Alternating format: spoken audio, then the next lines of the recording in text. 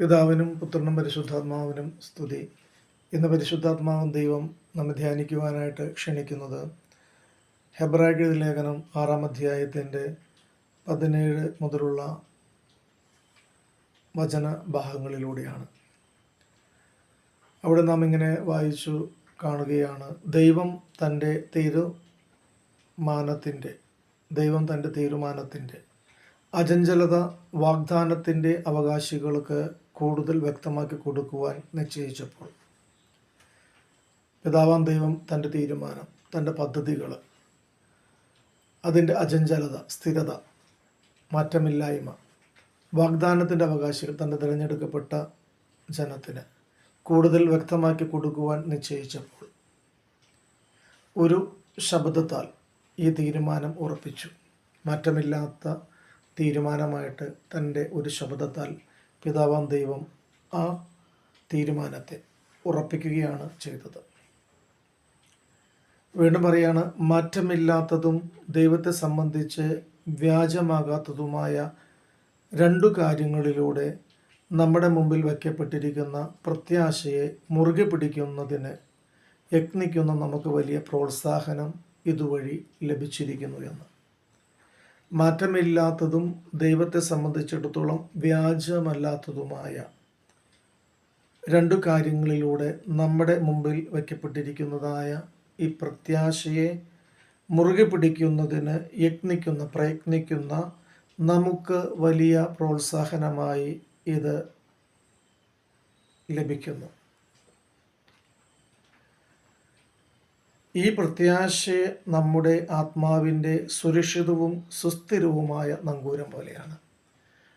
കടലിൽ സഞ്ചരിക്കുന്ന കപ്പൽ ചില സമയങ്ങളിൽ കടൽക്ഷോഭവും മറ്റു കാറ്റും ഒക്കെ ഉണ്ടാകുമ്പോൾ ആടി ഉലഞ്ഞ് അതിൻ്റെ ദിശ തെറ്റി അല്ലെങ്കിൽ അത് മുങ്ങിപ്പോകാൻ ഒക്കെയും സാധ്യത വരുമ്പോൾ അതിനെ സംരക്ഷിക്കുവാൻ നങ്കൂരമിട്ട് അതിനെ ഉറപ്പിക്കുന്നത് പോലെ നമ്മുടെ ഈ ജീവിതത്തിൽ നമ്മുടെ ആത്മാവിന് ഉണ്ടാകാവുന്ന, അല്ലെങ്കിൽ നമ്മുടെ ആത്മാവ് വ്യതിചലിച്ചു പോകുവാൻ സാധ്യതയുള്ള പ്രതികൂല സാഹചര്യങ്ങളിലൊക്കെയും അതിനെ സ്ഥിരപ്പെടുത്തുവാൻ സുരക്ഷിതവും സുസ്ഥിരവുമായ നങ്കൂരം പോലെ ഈ പ്രത്യാശ നിലനിൽക്കുന്നു.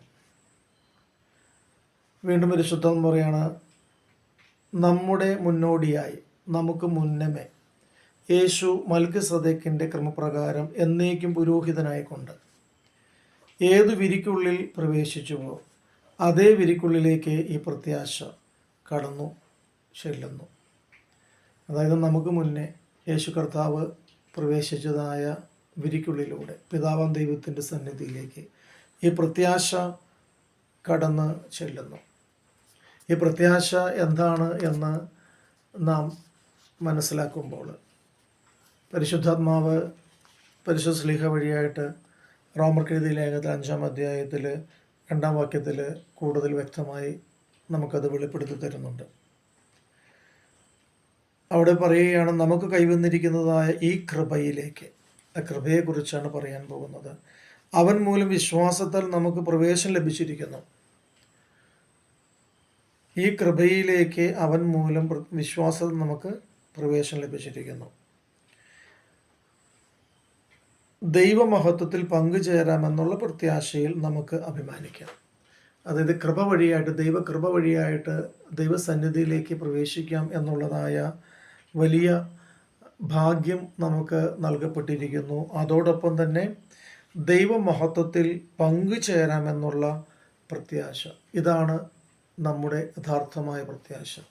ദൈവമഹത്വത്തിൽ പങ്കുചേരാം എന്നുള്ളതായ പ്രത്യാശയിൽ നമുക്ക് അഭിമാനിക്കാം എന്ന്. ഈ ദൈവമഹത്വത്തിലുള്ള നമ്മുടെ കൂട്ടായ്മ ഒരു കാലത്ത് നമ്മൾ അതിൽ നിന്ന് അകന്നുപോയി എന്നുള്ളത് പരിശുദ്ധാത്മാവ് നമ്മെ പഠിപ്പിക്കുന്നുണ്ട്.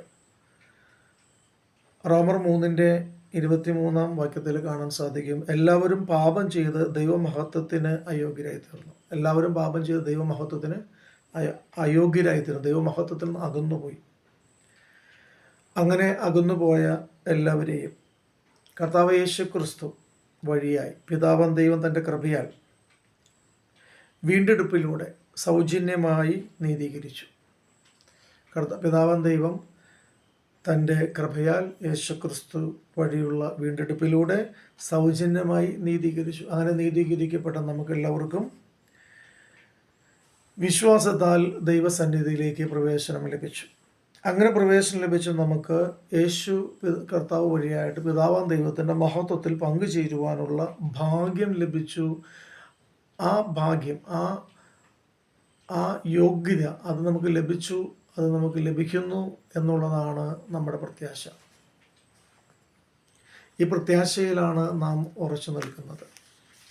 പത്രോസ്ലീഹായും വളരെ വ്യക്തമായിട്ട് ഈ വിഷയത്തെക്കുറിച്ച് പറയുന്നുണ്ട്.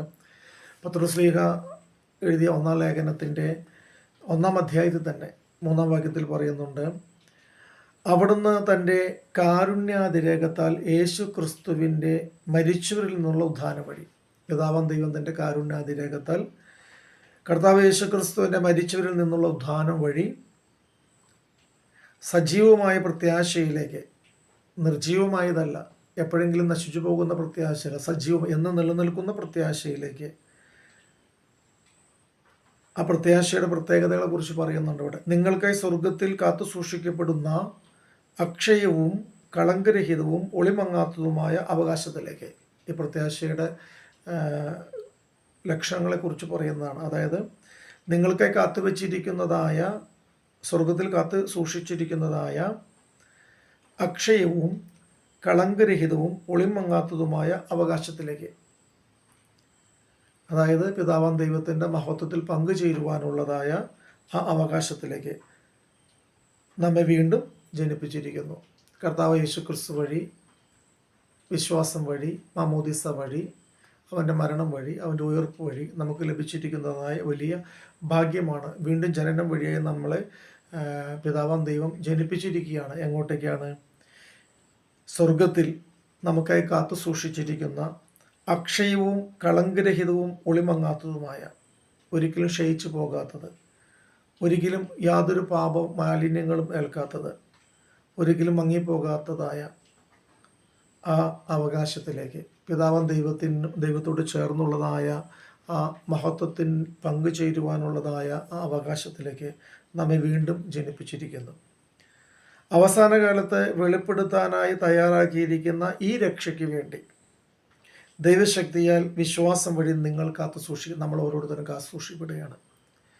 അവസാന കാലത്ത് വെളിപ്പെടാനിരിക്കുന്നതായ ഈ രക്ഷ, ആ രക്ഷയിലേക്കുള്ള തയ്യാറെടുപ്പിനായിട്ട് പരിശുദ്ധാത്മാവ് വഴിയായിട്ട് ദൈവശക്തിയാൽ നാം ഓരോരുത്തരും ഓരോ നിമിഷവും കാത്തു പരിപാലിക്കപ്പെടുകയാണ് എന്ന് നാം തിരിച്ചറിയണം. വീണ്ടും